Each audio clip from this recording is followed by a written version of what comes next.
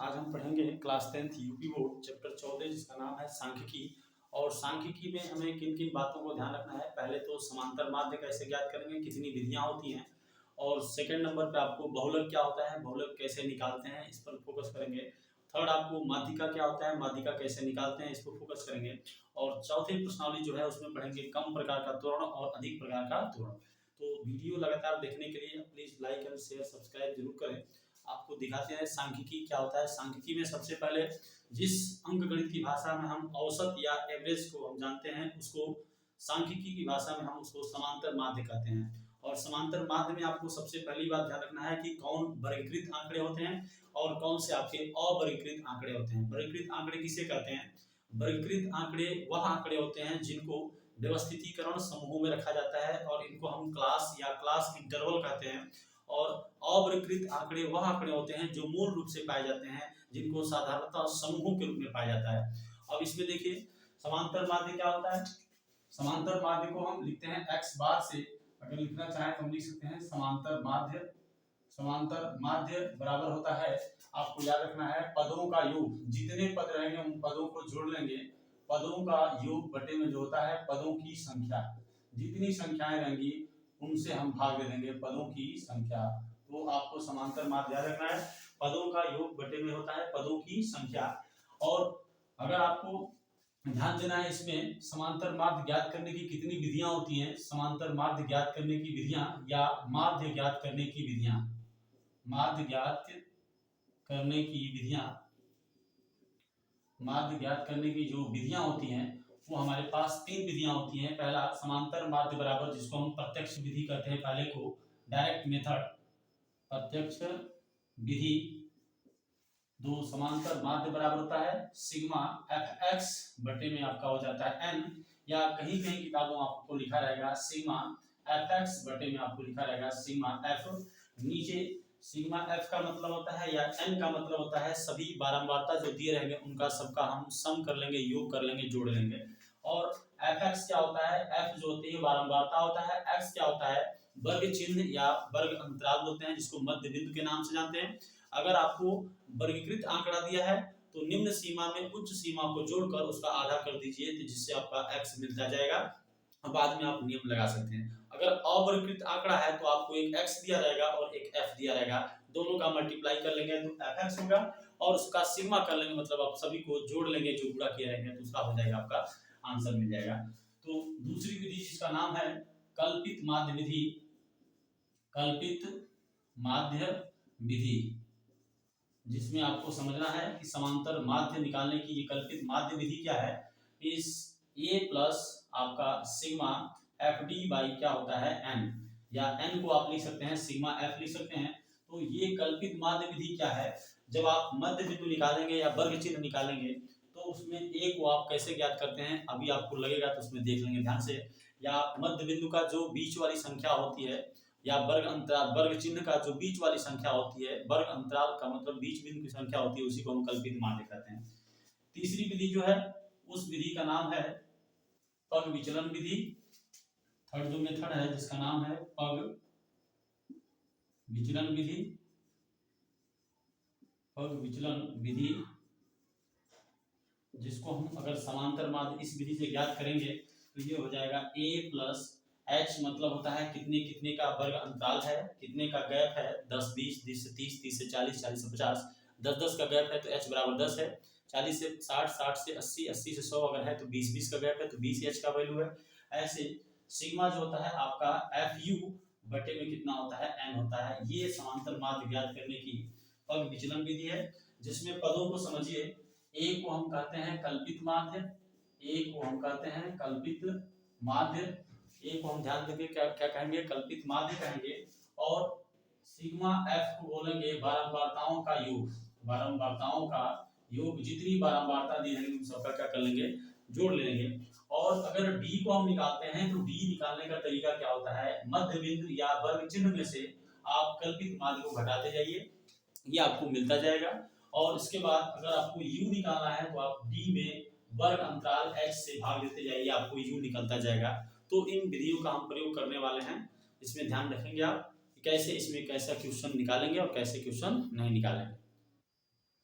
तो अब हम देखते हैं प्रश्नावली 14.1 का पहला क्वेश्चन है कि निम्नलिखित बारंबारता बंटन का माध्य ज्ञात कीजिए। सीधे सीधे आपको कुछ नहीं करना है, x की वैल्यू दिया हुआ है, मध्य बिंदु और f दिया हुआ है, सीधे सीधे आपको जो फार्मूला है अप्लाई करना है। अगर आपको वैल्यू छोटा छोटा है तो आप सीधे डायरेक्ट मेथड लगाएंगे, अगर वैल्यू आपको बड़ा मिल जाता है तो आप दोनों में से कल्पित माध्य विधि और पग विचलन विधि दोनों में से कोई भी लगा लीजिए। पेपर में आपको ये नहीं कहता है कि इस विधि से लगाइए, अगर विधि आ जाता है तो उसी विधि का प्रयोग करेंगे, नहीं तो किसी एक उपयुक्त विधि का प्रयोग करने में आप सबसे ज्यादा यूज डायरेक्ट मेथड का करेंगे। और छोटा वैल्यू है तब, बड़ा वैल्यू है आप समझ रहे हैं, गुणा भाग करने में टाइम लग रहा है तो आप डायरेक्ट यूज करेंगे सेकंड और थर्ड मेथड, जिसको कल्पित माध्य या पग विचलन विधि कहते हैं, समांतर माध्य ज्ञात करने की। x bar equal to a plus sigma fd/n और x bar equal to a plus h into sigma fu/n होगा, ये फार्मूला यूज करेंगे।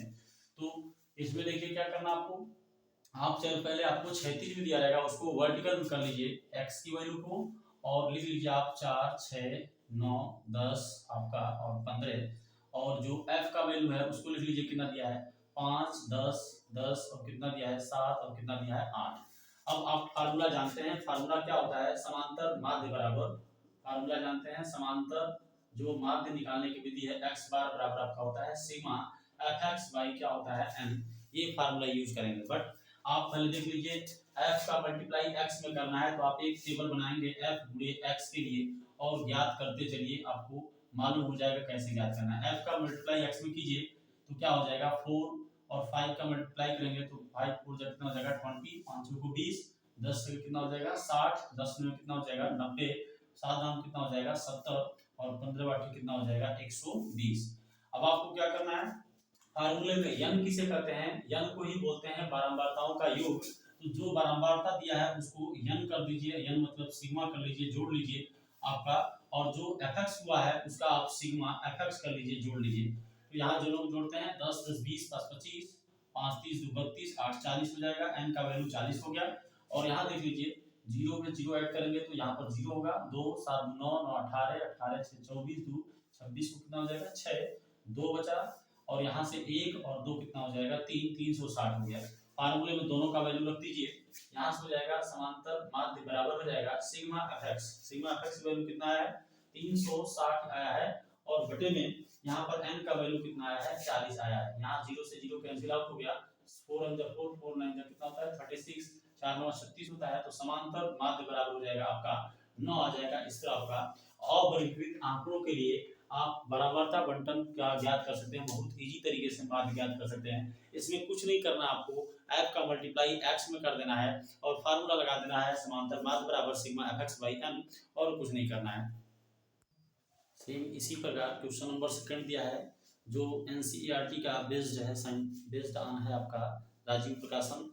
तो इसका सेकंड देख लीजिए, आप फिर से वैसे ही कर लीजिए, x को वर्टिकली कर लीजिए, f को वर्टिकली कर लीजिए, और एक आप बना लीजिए f पूरे x के लिए, और x का वैल्यू क्या है 10 आपका है, 30 है, 50 है, आपको 70 है और आपका 89 है, और f का वैल्यू है 7 8 आपका 10 आपका 15 और कितना दिया है 10। f का मल्टीप्लाई x में करना है तो 10 7 का मल्टीप्लाई करेंगे तो 10 7 70 हो जाएगा, 3 8 24, 240 हो जाएगा, 500 हो जाएगा ये आपका। यहाँ पर गुणा करेंगे 15 7 105, 15 7 आपका हो जाएगा 105, 1050 हो जाएगा, और यहाँ पर हो जाएगा 890 हो जाएगा। यहाँ पर 89 का गुणा 10 में करेंगे तो 890 हो जाएगा। क्या करना है, सिग्मा fx कर लेना है, सिग्मा मतलब f का जो x में गुणा किया है उसको जोड़ लीजिए, यहाँ पे कितना हो जाएगा 0, और ये आपका हो जाएगा 7 4 11, 11 5 16, 16 4 20, 5 कितना हो जाएगा 25 हो जाएगा। आपका बचा 2 रिमाइंडर से स्पेल बचा 8 5 13, 13 2 15, और 15 2 कितना हो जाएगा 17 हो गया। आपका बचा रिमाइंडर 1 बचा, यहाँ पर बचा आपका 1 और 1 1 कितना हो जाएगा आपका 2 हो जाएगा, 2750 n आ गया, और n का वैल्यू यहाँ पर गया 2750 आपका सिग्मा fx आ गया। यहाँ से देख लीजिए कितना होगा 10 10 20, 10 30 5 35, 35 और 10 45, 2 50 हो जाएगा, 10 10 20, 10 30 5 35, 35 5 40, 3 43, 7 50 हो जाएगा। n बराबर कितना हो जाएगा 50। समांतर माध्य किसे कहते हैं, समांतर माध्य बराबर डायरेक्ट विधि लगा दीजिए, समांतर माध्य छोटे छोटे जब वैल्यू हो तो आपको डायरेक्ट विधि लगाना है। समांतर माध्य x पर बार बराबर हो जाएगा सिग्मा fx बाई कितना हो जाएगा n। तो समांतर माध्य x बार बराबर हो जाएगा सिग्मा fx का वैल्यू 2750 है, 2750 बटे में n का वैल्यू कितना आपका है 50। 0 से 0 कैंसिल आउट, काट कर देख लीजिए x पर बार इक्वल टू 275 डिवाइडेड बाई आपका 5, यहाँ से गुणा करेंगे 5 पचे कितना हो जाएगा 25, 2 बचा फिर से 5 पचे 25, यानी समांतर माध्य कितना आपका आ गया 55। ये देख लीजिए एनसीईआरटी बेस्ड राज्य प्रकाशन का क्वेश्चन नंबर 2, ये आपको आसानी से ज्ञात हो सकता है। तो इस तरह आप अवर्गीकृत आंकड़ों का समांतर माध्य ज्ञात कर सकते हैं, जिसमें आपको समूह दिया हो और क्या दिया हो, मूल रूप से संख्या दिया हो, x का वैल्यू जो है लिमिट ना हो इसमें। अगर x के वैल्यू में रेंज आ जाता है 10 से 20, 20 से 30, 30 से 40, 40 से आपका कितना हो जाएगा 50, तो ये समझ लीजिए ये आपका वर्गीकृत है। और ये जो अभी हम लगा रहे थे अवर्गीकृत आंकड़े हैं, अवर्गीकृत आंकड़ों में मूल रूप से केवल x होता है और f होता है, उनका fx का गुणा करके डायरेक्ट मेथड लगाते हैं, ये ध्यान रखना आपको। सेम क्वेश्चन नंबर 4 दिया है, 3 आप उसी तरह कर सकते हैं। क्वेश्चन नंबर 4 दिया है निम्नलिखित बारंबारता बंटन का माध्य 7.5 हो तो p का मान ज्ञात कीजिए। आपको कुछ नहीं करना है, समांतर माध्य यहाँ पर x बार की वैल्यू दे रखा है, समांतर माध्य आपको दे रखा है, समांतर माध्य ये आपको दे रखा है x बार इक्वल टू 7.5 दे रखा है। आपको बारंबारता में जो p है उस p का वैल्यू फाइंड आउट करना है, बताना है। तो देखिए जैसे आप रूल लगाए थे सेम रूल लगाइए, आपका आंसर आ जाएगा। तो पहले x को लिख लेते हैं, फिर f को लिख लेते हैं, फिर आप f गुणे x कर लीजिए और उसको आंसर जोड़ लीजिए। x की वैल्यू क्या है 3, 5, 7, 9, 11 और कितना आपका है 13 है, और 6, 8 कितना होगा 15, कितना आपका है p है 8 है, आपका कितना है 4 है। ये देख लीजिए f का x में मल्टीप्लाई करना है तो गुणा करते जाइए, 36 कितना हो जाएगा आपका 18, 8 बचे कितना हो जाएगा 40, 15 70 कितना हो जाएगा 105, और 9 का गुणा जब p में करेंगे याद रखना आपको 9p होगा, और 11 का गुणा 8 में करेंगे 11 बटे 88, और ये 13 का गुणा 4 में करेंगे 13 चौको 52। यहाँ पर सबसे पहले आप सिग्मा fx कर लीजिए। सिग्मा fx कैसे करेंगे, 8 5 13, और संख्याओं में संख्याओं को जोड़ लीजिए, इसको p को किनारे आप जोड़ दीजिए 9p, और प्लस में संख्याओं में संख्याओं जोड़ लीजिए 8 5 13, 13 7 20 21, 21 2 23 कितना हो जाएगा 3, आपका शेषफल 2 बचा, 4 1 5, 5 8 5 13, 13 5 18, 18 2 20 कितना हो जाएगा 0, हाँ सिर्फ 2 बचा, 1 यहाँ पर बचा है, और 2 1 कितना हो जाएगा 3। एक बार और रिपीट कर लीजिए, 8 5 13, 13 7 20 21, 21 2 23 3 हुआ, 2 शेषफल बचा, 8 5 13, 13 4 17 18, 18 2 20 0 2 बचा, और 1 2 कितना आ जाएगा 3। तो सिग्मा fx आ गया 303 प्लस 9p इतना आ गया। n को जोड़ लीजिए, n कितना हो जाएगा आप देख लीजिए, 8 6 14, 14 14 28 29, और p को किनारे जोड़ लीजिए, आपका हो जाएगा p प्लस 29, 29 4 कितना हो जाएगा 29 4 33, 33 7 40, 1 कितना हो जाएगा 41। एक बार और जोड़ लीजिए, 8 6 14, 14 14 28 29, 29 4 कितना हो जाएगा 33, 33 7 40 1 41 हो जाएगा, 41 प्लस p हो गया। अब आपको क्वेश्चन में निकालना है समांतर माध्य, तो समांतर माध्य बराबर होता है, समांतर माध्य x बार बराबर होता है सिग्मा fx बटे में n होता है, समांतर माध्य आपको वैल्यू दिया हुआ है 7.5 बराबर में सिग्मा fx कितना हमने जोड़ा है, ये आपको जोड़ा है 303 प्लस कितना जोड़ा है 9p, और डिवाइडेड बाई n कितना आया है आपका 41 प्लस कितना आया है p। यहाँ से देख लीजिए, यहाँ पर जोड़ लीजिए, देखते हैं कितना वैल्यू आता है। ये इसके नीचे 1 मान लीजिए, क्रॉस मल्टीप्लाई कर दीजिए, क्रॉस मल्टीप्लाई करेंगे तो देखिए कितना आ जाएगा 3, यहाँ पर हो जाएगा 303 प्लस में 9p हो जाएगा, और 7.5 का गुणा 7.5 का मल्टीप्लाई हम 41 प्लस p में करेंगे। यहाँ पर ध्यान दीजिए, यहाँ पर कितना हो जाएगा आपका, ये हो जाएगा 303 प्लस 9p बराबर में आपका हो जाएगा, यहाँ से देख लीजिए मल्टीप्लाई कर लीजिए, यहाँ से अगर 41 में आप 7.5 का मल्टीप्लाई करेंगे, 5 करने 5, 5 चौको 20 ये हो जाएगा, और 7 करने 7, 7 चौको कितना हो जाएगा 28, 5 हो जाएगा 7 हो जाएगा, 8 10 के 0, तो ये कितना होगा 3, दशमलव एक स्थान पर एक स्थान तो हो जाएगा 360 दशमलव कितना हो जाएगा 5, और प्लस 7.5 का गुणा p में करेंगे तो 7.5 क्या हो जाएगा p। यहाँ देख लीजिए कितना हो जाएगा, संख्याओं को एक तरफ कीजिए, 9p माइनस में हो जाएगा 7.5p एक तरफ कर लिया, और 307.5 माइनस में ये प्लस है उधर जाकर क्या हो जाएगा 300 आपका 3 हो जाएगा। यहाँ देख लीजिए 90 से आप 7.5 अगर घटा दें 7.5 घटा दें तो देख लीजिए 7.5 8 और 9 हो जाएगा 1 पॉइंट कितना हो जाएगा 5p हो जाएगा इक्वल टू कितना हो जाएगा 1.5p। यहाँ से देख लीजिए अगर आपको दिखाई न दे रहा हो तो यहाँ पर देख लीजिए 9.5p यहाँ पर देख लीजिए तो ये आपका हो जाएगा ये 1.5p बचेगा। जब हम 9p से 7.5p घटा लेंगे तो आपका बचेगा 1.5p और 307 में से 303 घटाना है। 307 से 303 निकाल दीजिए आपका कितना हो जाएगा 4.5 4.5 हो जाएगा। देख लीजिए 307 303 4 बचा 0.5 पहले से बचा है तो ये हो जाएगा आपका p बराबर हो जाएगा 4.5 बाई 1.5 एक जीरो है तो 10 से ऊपर गुणा कर दिया 10 से नीचे गुणा कर दिया तो ये हो जाएगा 45 बाई 15 काट दीजिए 15 करने 15 15 3 45 यानी p बराबर कितना आ गया 3। ये आपका आंसर आ जाएगा p का वैल्यू आ जाएगा। इस तरह आप केवल अवर्गीकृत आंकड़ों का समांतर माध्य ज्ञात कर सकते हैं। ये दो क्वेश्चन अवर्गीकृत आंकड़ों से पूछ सकता है। अगर नॉर्मली आपको कोई आंकड़ा दिया हुआ है तो उन सबका योग कर दीजिए और उनमें जितनी संख्या है उससे क्या कर दीजिए भाग दे दीजिए। ये केवल अवर्गीकृत आंकड़ों का समांतर माध्य ज्ञात करना है।